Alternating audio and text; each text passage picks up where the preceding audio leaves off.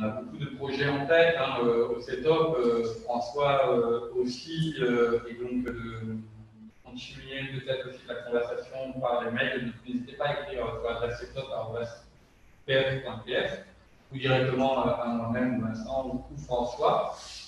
Mais il faut un petit peu aborder, si vous voulez bien, en conclusion, quand même, ce que j'ai appelé le bonus. Ah oui, vous avez plus de batterie.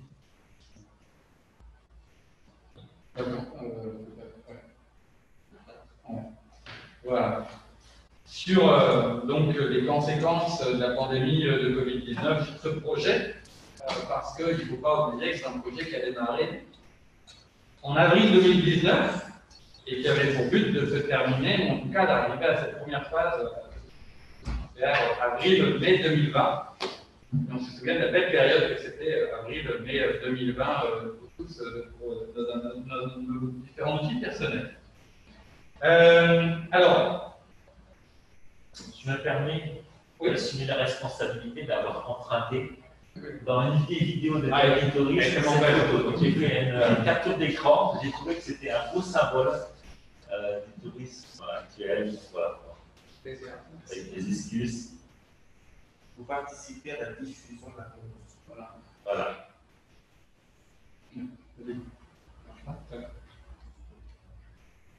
C'est bon. Alors, d'un point de vue international, on sait qu'il y a 3 scénarios qui ont été évoqués par l'Organisation mondiale du tourisme, 3 scénarios qui visent la baisse au niveau mondial entre moins 58 et moins 78% des visiteurs au niveau international. Les données actuelles, quand j'ai regardé le dernier baromètre, on sent que ça va approcher beaucoup plus du scénario 2 que du scénario 1, c'est-à-dire vers une baisse environ de moins 70%. Les données que l'on a sur la Polynésie, notamment de janvier jusqu'à août, et des scénarios qui semblent se dessiner pour les 4 derniers mois, nous amènent à une hypothèse à peu près similaire, voire on pourrait même considérer que moins 70%, si le confinement dure en métropole peut être encore assez optimiste. En tout cas, on est sur une reprise tous espérée vers en gros le second semestre 2021. Si la médecine continue de travailler en ce sens, et en gros, à l'échelle mondiale, un recouvrement attendu pour la période 2023, fin 2023, voire l'année 2024. Ce qui fait que, quand on parlait par exemple des objectifs initiaux sur le visiteur, en termes de nombre pour pouvoir d'arrivée aux recettes, forcément, ça doit être revu aussi dans ce contexte. Alors en fait, il va y avoir principalement 3 phases. La première, on y est dedans, c'est une sorte de forme de tourisme de distanciation. Pour certains, c'est un tourisme aussi d'obstiné, parce qu'il faut quand même être sacrément obstiné pour pouvoir partir en vacances. Mais en tout cas, c'est ça depuis l'ouverture des lignes depuis juillet 2020 jusqu'à ce qu'on espère donc l'élaboration et la diffusion d'un vaccin. Une deuxième phase, à partir de la mi-2021, de reprise et de réadaptation touristique, jusqu'on peut estimer cela, selon la plupart des scénarios, environ 2024. Et si tout va bien, si aucun autre événement aléatoire ne survient, il y a une phase 3 de tourisme post-Covid et de recouvrement qui irait 2024 à 2028. Ce qui fait qu'en gros, sur un objectif qui est encore assez un peu optimiste, on est sur un retard de 4 années à peu près sur les objectifs initiaux. Alors, sur le travail de diagnostic, nous-mêmes on a été impactés. On a pu faire en novembre 2019 notre enquête à l'aéroport, mais on avait prévu d'autres enquêtes, notamment pour les étudiants de l'Université de Québec à Trois-Rivières, en travaillant en concertation avec Teriata. On avait 2 sondages qu'on avait prévus, qu'on a pu annuler. Vous allez comprendre vite pourquoi avec les périodes. Le premier était à destination des différents comités du tourisme. On avait 42 questions quand même à leur proposer, notamment à l'identification des produits par l'archipel. Et ça a été lancé début mars 2020. Et on a eu malheureusement que le retour, encore une fois, du marquis, qui était toujours très long. Et le deuxième sondage qu'on a dû aussi abandonner, qu'on avait lancé à la mi-mars, là même, qui était pour les représentants de Tahiti Tourisme sur les marchés internationaux. On l'avait lancé à mi-mars 2020. On a vu que le retour des représentants en Allemagne et de la France. Ce qui fait que, notamment sur les mémoires des étudiants de l'Université de Québec à Trois-Rivières, sur l'analyse des 12 produits, ça a été affecté, puisqu'on aurait quand même souhaité pouvoir baser ces mémoires sur ces sondages.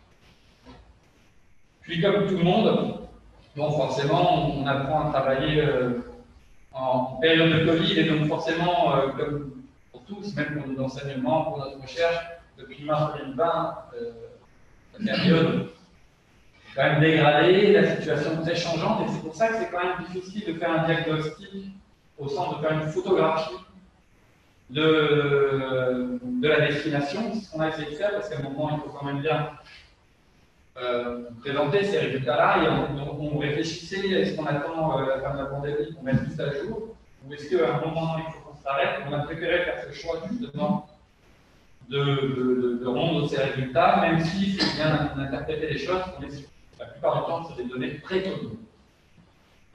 Or, on s'attend à des modifications très profondes, à la fois pour l'offre, mais aussi pour la demande, notamment en termes de comportement de consommateur, parce qu'il va y avoir déjà, on le sait, un effet psychologique très fort sur le comportement des consommateurs, et aussi, ce qu'on perçoit aussi à l'échelle mondiale, un fort repli identitaire.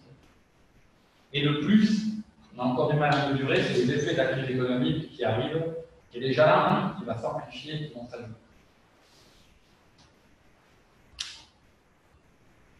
Alors, concernant on va dire les grandes composantes, je ne vais pas vous refaire toutes les 18 composantes, mais je vais essayer de résumer le plus simplement possible.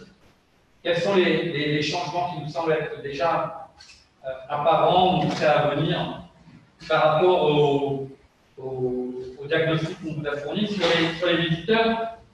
Alors, on a écrit ce travail-là juste avant le couvre-feu français. Donc, je tiens à le préciser aussi, parce qu'à un moment, il faut bien s'arrêter aussi. Mais en tout cas, le marché de rebond, celui qui va être capable de reprendre le plus vite, notamment à la deuxième phase, c'est toujours ce marché français. Pourquoi? Parce qu'on a repéré des différentes crises passées, que ça a été quand même le plus stable. Pas toujours le plus important, mais le plus stable, le plus solide, celui qui avait le moins de volatilité. Du fait sûrement, comme on le disait tout à l'heure, de ce tourisme activitaire. Il y a un marché à retrouver, et pour l'instant, aujourd'hui, c'est quasiment notre seul marché. C'est le marché américain, donc là, celui-là, il va falloir se bagarrer. Et les marchés potentiels, notamment dans la deuxième phase, à aller chercher, pour essayer d'avoir une reprise diversifiée, de la même façon qu'on a une reprise, il faut une reprise diversifiée par rapport à les produits, il faut aussi une reprise diversifiée en termes de marché. Et là, on avait identifié notamment les touristes chinois, les touristes du Québec, de l'Allemagne, de l'Italie, de la Suisse, de la Belgique et d'Espagne, qui nous semblent être des marchés assez importants à aller chercher et à aller chercher. Et ce qu'on peut s'attendre, c'est surtout pour les Européens, une hausse des durées de séjour qui est à prévoir dans cette phase de reprise. Ça peut sembler contradictoire avec le fait que les personnes ont moins de temps disponible du fait que vous avez des congés, des phénomènes de congés de chômage partiel, etc. Mais on a vraiment des premières études internationales montrent que les touristes ne vont pas du tout se comporter de la même façon et prendre le temps pour consommer et probablement d'allonger leur durée de séjour pour bien profiter d'eux.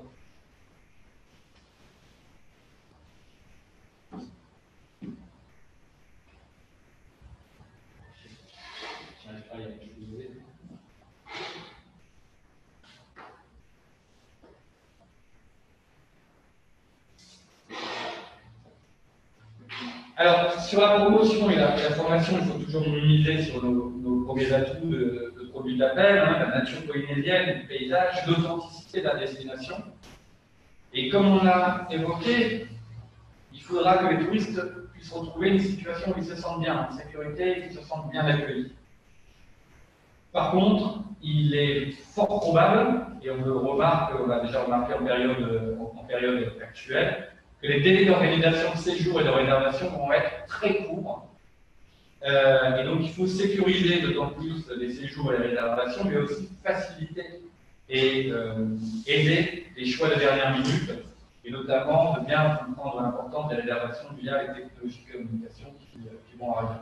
C'est-à-dire que, par exemple, il est fort probable que les touristes français actuels qui viennent de découvrir qu'ils ne peuvent plus venir, dès qu'il y aura un déconfinement, certains vont faire le choix de reporter, mais d'autres vont faire le choix de reprendre tout de suite leur séjour, et il risque d'y avoir des réservations à la dernière minute. Il faudra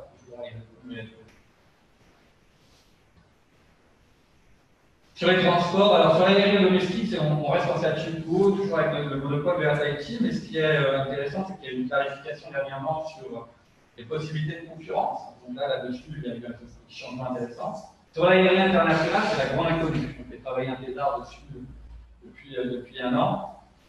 Mais c'est la grande inconnue parce que les aides massives, qui sont bienvenues, bien entendu, mais les aides massives publiques, nous empêchent d'identifier justement le niveau de dégâts que ça provoque sur l'aérien international et sur le niveau d'affaiblissement généralisé de ce secteur.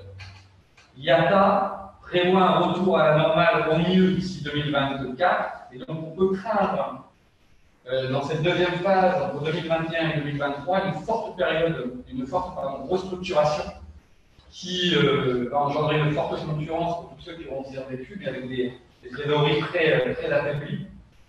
Et donc sur un laps de temps finalement assez court, sur environ 2 années. Donc le paysage dans l'aérien ne sera probablement que très peu changé en 2021, mais probablement très fortement d'ici 2023-2023. Le secteur de la croisière, là aussi on sait que les conséquences sont fortes. On n'en mesure pas encore totalement l'impact. Ce qui est certain, c'est que les petits formats, comme pour les hébergements, seront plus résistants, parce que dans un premier temps, les touristes vont devoir se retrouver entre leur cercle proche, leur cercle d'amis, leur cercle de famille. Et donc, tous ces petits formats vont être privilégiés dans un premier temps, aussi bien en hébergement, mais aussi que sur, par exemple, les notices spéculatives. Et forcément, le frais devra continuer d'exister, donc on ne peut pas pourquoi il y a des changements là-dessus. Merci Yannick. Alors, sur l'hébergement, la restauration et d'autres services, on sait que l'hôtellerie est frappée de plein fouet. 3 hôtels sont déjà fermés, un hôtel n'a pas réouvert. On sait qu'il y avait des signes de faiblesse, même avant la crise. En 2018, c'était l'année d'arrivée de French Bee et de United vers novembre. Là, on avait une demande touristique pour la Polynésie française en forte hausse. Or, la demande en hôtellerie avait baissé déjà en 2018 de 4,46%. Ça, c'était les données qu'on a pu de STR. En 2019, ça avait repris, mais ça montre qu'en période de hausse de la demande touristique par destination, l'hôtellerie est déjà dans une situation compliquée. Et donc, il va falloir accompagner tout ce secteur-là, mais en même temps aussi, et c'était l'intervention de notre collègue Florent Vénère au CEDEC, accompagner le développement des hébergements de location saisonnière, les types Airbnb, les pensions de famille qui vont se développer, encore une fois, parce que les touristes, probablement dans un premier temps, vont vouloir retrouver leur premier cercle. Il y a un fort effet psychologique et de repli qui fait que les grands attroupements ne sont pas forcément la première envie des touristes. Concernant la restauration, là, on peut craindre de nombreuses fermetures. On a déjà même remarqué, étant donné en plus les restrictions qu'on opère sur la clientèle locale. Sur les attractions, alors là-dessus, on a un petit peu discuté, mais on ne trouve pas qu'il y a d'inquiétude particulière, étant donné qu'une grande partie de ces attractions sont gérées directement par les services du tourisme. C'est qu'il y a quelque chose de très sécurisant. On fait un petit peu attention à quelques indépendants. Notamment, on a pris deux exemples, par exemple le Petit Village qui fait comme il peut pour continuer avec sa clientèle locale, ou encore le musée de la marine de Bora Bora, qui sont 2 exemples parmi d'autres.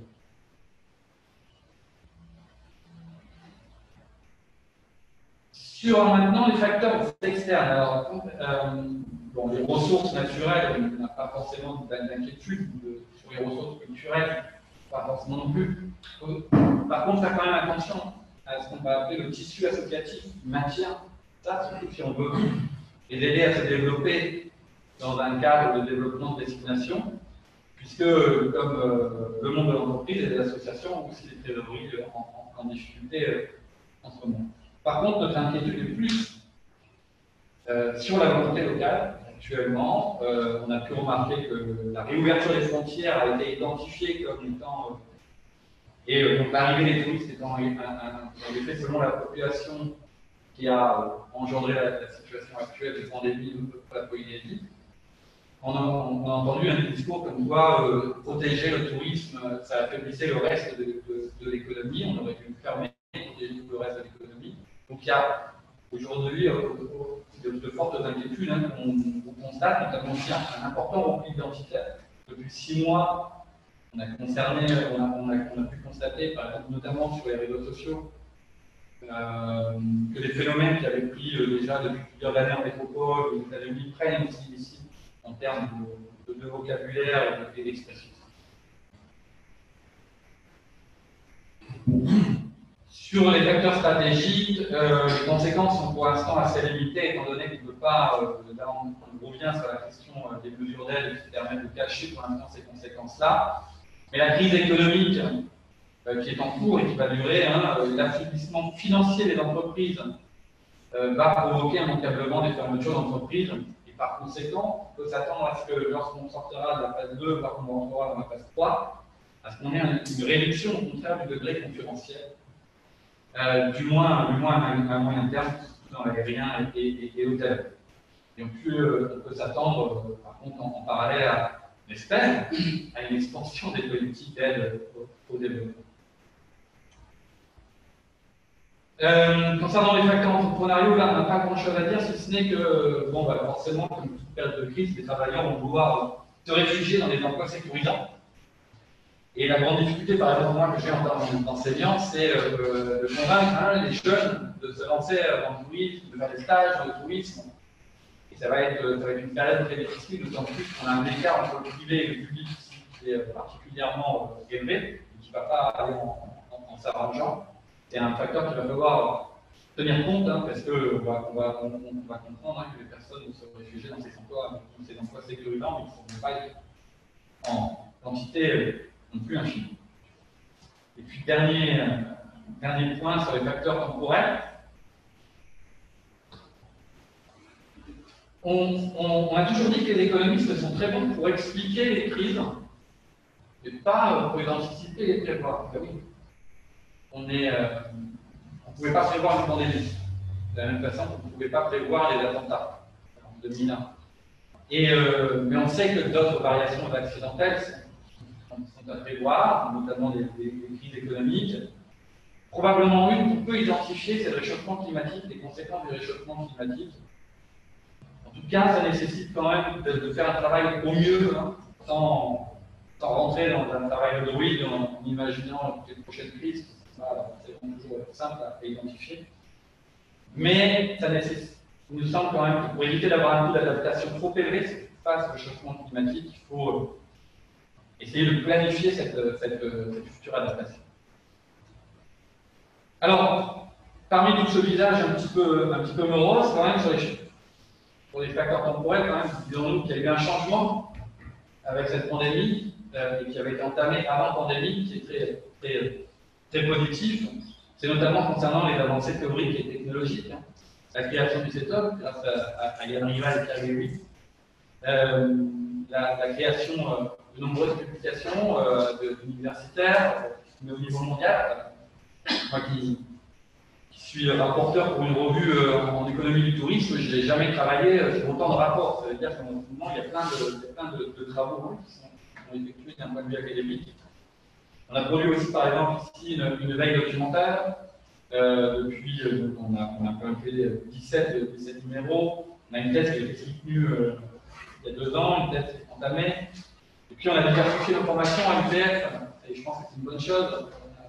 Au-delà de la licence professionnelle, il a été créé un parcours tourisme au sein du Master Management et Commerce International.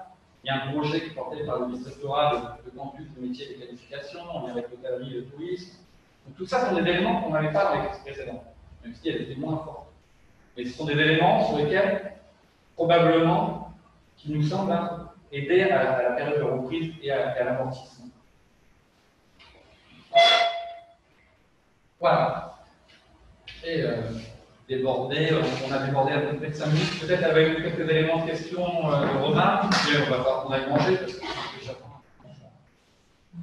avoir le ventre qui se colle. Mais ça vous permettait quand même d'avoir. Il fallait quand même qu'on vous explique. On ne pouvait pas ne pas tenir compte quand même de la pandémie actuelle sur ce diagnostic. On a essayé, on ne pouvait pas faire une mise à jour complète. On a essayé de vous donner quelques éléments qui seront retranscrits dans un document écrit bien plus détaillé. Hein, des documentations assez larges.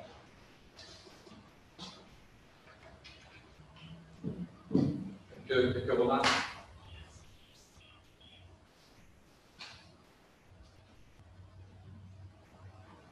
Je peux confirmer qu'effectivement, ce qui est évoqué là, comme une anticipation à la relance avec des nouveaux phénomènes tels que des réservations de dernière minute ou des prolongements de séjour, se confirme d'ores et déjà.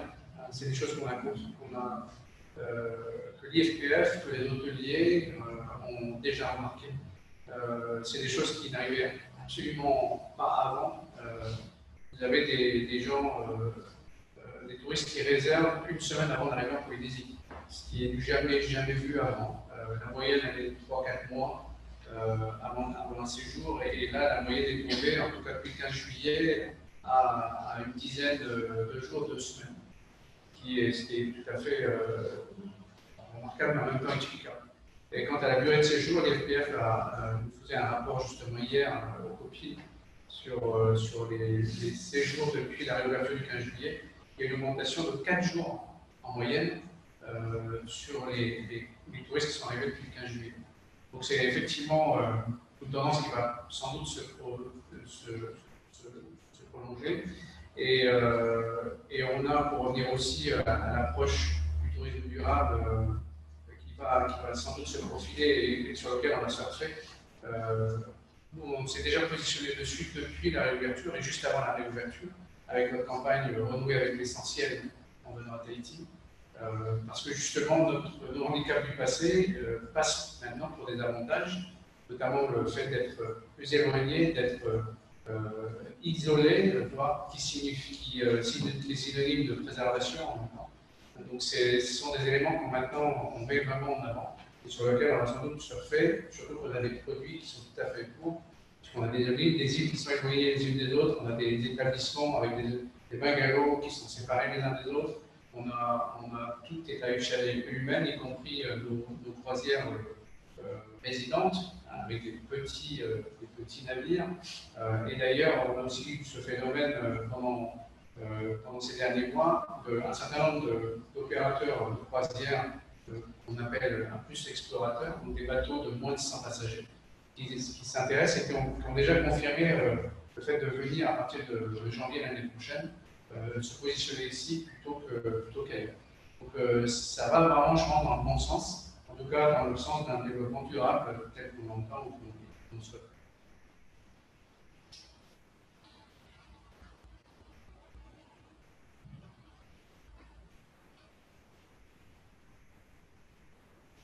François, on va terminer. Ça te va? Oui. Mon micro n'était pas allumé. C'est bon. Je pourrais peut-être vous dire un petit mot en finissant. Vas-y. D'abord, merci pour vos commentaires. Ça va nous aider à clore le dossier, pas plus tard que la semaine prochaine. Merci à l'équipe du Setup et de l'UPF pour l'important support. Puis je voulais aussi dire que j'étais fier du travail qui a été réalisé par les étudiants de nos 2 universités. Ils sont d'ailleurs co-signataires du diagnostic qu'on vous a présenté. Puis enfin, un merci tout particulier à toi, Sylvain, pour ta confiance indéfectible. Je ne peux pas m'empêcher d'espérer qu'il va y avoir une suite. Bon appétit, Madoulou. Madoulou, à toi, François. Un grand merci à tout le monde. Merci d'avoir été présent, d'avoir participé, parce que c'est, comme disait François, ces discussions sont très riches et vont alimenter la version finale du rapport qu'on va pouvoir vous transmettre, on espère bien d'ici la semaine prochaine. Donc, à la fois la synthèse, et vous pourrez aller chercher. Si vous voulez les annexes, les 1000 pages d'analyse. Et en effet, on va voir comment on va faire. On sait qu'on a eu un bug sur la vidéo sur l'offre. En tout cas, on va va diffuser aussi cette matinée-là. N'hésitez pas à transmettre à vos collaborateurs, aux différents services. Est-ce qu'on a votre permission et voilà, pour éditer cette partie vidéo où vous figurez les commentaires, puis les mettre sur YouTube afin que le public général, le conflit, puisse le regarder. Pour l'instant, on a restreint les droits. Pardon. Pour moi, nos agents, c'est tout. Bon. Merci à tous. Et bien, on va passer au plus agréable. On va quand même manger. Alors, vous êtes donc invité à Home Catering, qui est le restaurant. Alors, l'escalier en réparation, donc il faut sortir de la présidence de l'université et 10 mètres ensuite, il y a une petite rue qui descend vers le CHE, le centre d'hébergement des étudiants, qui appartient au pays. Et au milieu du parking, alors vous pouvez y aller à pied, vous pouvez prendre votre voiture si vous le souhaitez, pour être plus près à la sortie. Et au niveau du parking, il y a un restaurant, Auto Catering, qui est très aéré. Ils ont réservé 4 tables de 4, espacées. Et petit détail sanitaire important, ils respectent toutes les règles, évidemment, il y a du gel, etc.